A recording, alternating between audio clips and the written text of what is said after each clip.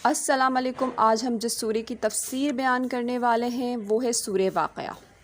زمانۂ نزول کی اگر ہم بات کریں تو حضرت عبداللہ بن عباس رضی اللہ تعالیٰ عنہ نے سورتوں کی جو ترتیب بیان کی ہے اس میں وہ بتاتے ہیں کہ پہلے سورہ طٰہٰ نازل ہوئی، پھر سورہ واقعہ نازل ہوئی اور اس کے بعد سورہ شورى نازل ہوئی۔ اس قصے کی تائید حضرت عمر رضی اللہ تعالیٰ عنہ والے قصے سے بھی ہوتی ہے۔ حضرت عمر رضی اللہ تعالیٰ عنہ اپنی بہن کے گھر میں داخل ہوئے تو سورہ طٰہٰ پڑھی جا رہی تھی۔ ان کی آہٹ سن کر ان کے بہن اور بہنوئی نے قرآن کے ورق کو چھپا دیا۔ حضرت عمر رضی اللہ تعالیٰ عنہ پہلے تو بہنوئی پر ٹوٹ پڑے اور جب بہن ان کو بچانے آئیں تو ان کو بھی مارا، یہاں تک کہ ان کا سر پھٹ گیا۔ بہن کا خون بہتا دیکھ کر حضرت عمر رضی اللہ تعالیٰ عنہ کو سخت ندامت ہوئی اور انہوں نے کہا، اچھا مجھے وہ صفحہ دکھاؤ جسے تم نے چھپا لیا تھا، دیکھوں تو صحیح اس میں کیا لکھا ہے۔ بہن نے کہا، آپ اپنے شرک کی وجہ سے اس صفحے کو ہاتھ نہیں لگا سکتے، اس صفحے کو صرف اور صرف نیک آدمی ہی ہاتھ لگا سکتا ہے۔ چنانچہ حضرت عمر رضی اللہ تعالیٰ عنہ نے اٹھ کر غسل کیا اور پھر اس صفحے کو پڑھا۔ اس سے معلوم ہوتا ہے اس وقت سورہ واقعہ نازل ہو چکی تھی، اور یہ تاریخی طور پہ بھی ثابت ہے کہ حضرت عمر رضی اللہ تعالیٰ عنہ نے ہجرت حبشہ کے بعد مسجد نبوی میں ایمان لے آئے تھے اور اسلام کو قبول کیا تھا۔ موضوع اور مضمون: اس سورہ کا موضوع 3 چیزوں پہ بیس کرتا ہے، ایک آخرت، دوسرا عقیدہ توحید اور تیسرا قیامت کا دن۔ سب سے پہلے جو کفار جس چیز کو جھٹالتے تھے وہ تھا قیامت کا دن۔ انہیں لگتا تھا قیامت کبھی نہیں آئے گی، زمین اور آسمان کا نظام کبھی دھرم بھرم نہیں ہوگا اور انسان کو کبھی دوبارہ زندہ نہیں کیا جائے گا۔ اس کے لیے بس یہی دنیا ہے اور وہ اسی دنیا میں رہے گا اور اسی دنیا میں مر جائے گا، اس کے بعد کوئی دوسری دنیا نہیں ہے۔ اس سورہ میں اللہ تعالیٰ نے اہل کفار کو مخاطب کرتے ہوئے بتایا کہ بہت جلد ایسا واقعہ پیش آنے والا ہے اور قیامت آنے والی ہے۔ جس دن قیامت آئے گی اس دن دنیا کا تمام نظام دھرم بھرم ہو جائے گا، سورج سوا نیزے پہ ہوگا اور بچے بوڑھے ہو جائیں گے، کسی میں اتنی طاقت نہیں ہوگی کہ وہ اسے روک سکے آنے سے پہلے۔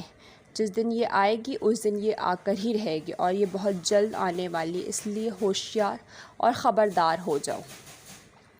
پھر اللہ تعالیٰ نے بتایا ہے کہ ہم نے لوگوں کو 3 حصوں میں تقسیم کر دیا، ایک سابقین، ایک صالحین اور تیسرے جو منکر تھے، جو اسلام کو نہ ماننے والے یعنی کفر کرنے والے۔ پھر آگے اللہ تعالیٰ نے دنیا کی دوسری تمام چیزوں کو چھوڑ کر انسان کو خود اس کے اپنے وجود کی طرف اور اس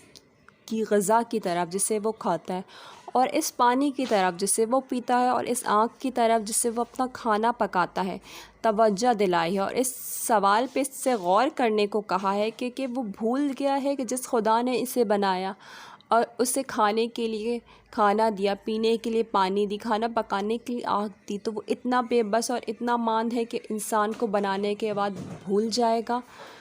اور اس سے پوچھے گا نہیں کہ اس نے اس دنیا میں کیا کچھ کیا ہے اور کس کی عبادت کی ہے اور کس پر ایمان رکھا ہے۔ پھر اس سورہ کے آخر میں اللہ تعالیٰ نے اہل کفار کو مخاطب کیا، کیونکہ اہل کفار کو لگتا تھا کہ حضرت محمد صلی اللہ علیہ وسلم کے پاس یہ قرآن جو ہے وہ شیاطین لے کے آتے ہیں۔ تو پھر اللہ تعالیٰ نے اس چیز کو واضح کیا ہے کہ یہ قرآن حضور صلی اللہ علیہ وسلم کے پاس پاک نفس یعنی فرشتے لے کر آتے ہیں، تو اور فرشتے صرف اور صرف اللہ کی عبادت کرتے ہیں اور وہ ایک پاک نفس ہے۔ پھر اللہ تعالیٰ نے کفار کو مخاطب کر کے بتایا کہ تم تو بڑے بد نصیب ہو کہ یہ عظیم اور عالی شان نعمت تمہارے پاس اور اس نعمت سے تم نے اپنا حصہ ہی کھو دیا اور تم بھول گئے اور تم تو ایسے گم ہو گئے اس دنیا میں کہ تم اس دنیا کے بعد اگلی دنیا میں جاؤ گے ہی نہیں۔ اور آخر میں انسان کو یہ بتایا ہے وہ کتنا ہی گھمنڈی ہو جائے اور کتنا ہی خود مختار کیوں نہ ہو جائے، مگر موت کا وقت اس کی آنکھیں کھول دینے کے لیے کافی ہوگا۔ اس وقت انسان بالکل بے بس ہوگا، اگر چاہے تو اپنے ماں باپ کو بچانا تو نہیں بچا پائے گا اور اپنی اولاد کو بچانا چاہے تو اس سے بھی نہیں بچا پائے گا اور نہ ہی اپنے پیروں کو بچا پائے گا اور نہ ہی اپنے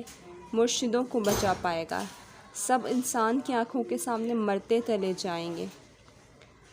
اگر کوئی کسی میں دم ہے یا کوئی بالا تر طاقت ہے تو وہ موت کے وقت کو پلٹ سکتی ہے تو پلٹ دے، یا انسان کی نکلتی ہوئی جان کو پلٹ کے دیکھنا چاہتی ہے تو پلٹ دے۔ اس معاملے میں انسان بالکل بے بس ہے، اس کا اختیار تو صرف خدا ہی کو ہے۔ تو انسان مانے یا نہ مانے، موت کے بعد بھی ہر مرنے والا اپنا انجام دیکھے گا۔ اگر مقربین میں سے ہوگا تو مقربین کا انجام دیکھے گا، صالحین میں سے ہوگا تو صالحین کا انجام دیکھے گا، اور اگر جھٹلانے والوں میں سے ہوگا تو جو ایسے مجرموں کے لیے انجام ہوگا وہ انجام دیکھے گا۔